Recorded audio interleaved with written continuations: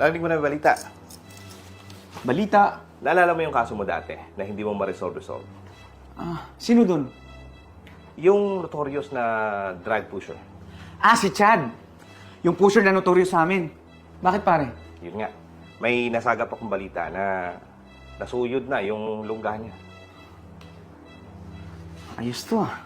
Actually, andun na yung ibang bata natin. Sige partner. Punta tayo doon.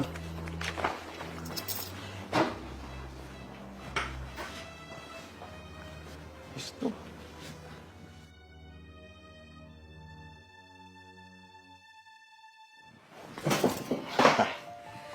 Namiss ka namin, bata. Saan ka pa namamalagi ngayon? Ba't ko sasabihin sa'yo? Tigas to. Tigas mo talaga, no? Anong ba, ha? Matagal ka na namin hinahanap? Sa patong-patong na kaso mo? Bata, kung ako sa'yo, para mapababa ang kaso mo, makikipagtulungan ako. Chad, di ba pamilyadong tao ka? May anak ka, di ba? Umamin ka na.